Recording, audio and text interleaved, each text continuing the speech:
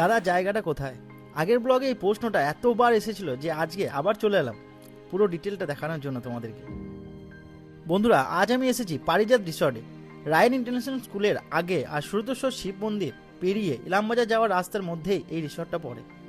প্রথমে যদি এন্ট্রি ফির কথা বলি, এখানে সুইমিং পুলে নামার জন্য পার হেড 200 টাকা করে লাগে। আমার হিসেবে প্রাইস অনুযায়ী এক্সপিরিয়েন্সটা যথেষ্ট ভালো।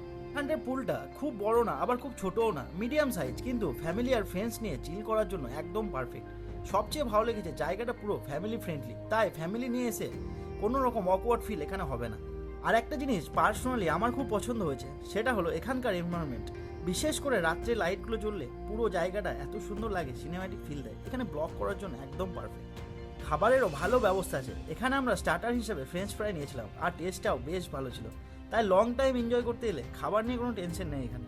পার্কিংয়েরও সুবিধা আছে, তাই বাইক বা কার নিয়ে এলে আলাদা কোনো ঝামেলা এখানে হবে না। আর অনেস্টলি বললে আমার মতে এখানে আসার বেস্ট টাইম হলো ইভিনিং থেকে নাইট। তখন ওয়েদার, লাইটিং আর পুল সাইড মিলিয়ে সব কিছু একবারে মুড সেট করে দেয়।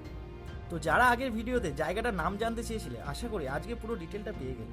ভিডিওটা ভালো লাগলে অবশ্যই লাইক, কমেন্ট আর শেয়ার করে দিন। আর এরকম আরও হিডেন প্লেসের ব্লগ দেখতে চাইলে ফলো করতে ভুলো না কিন্তু।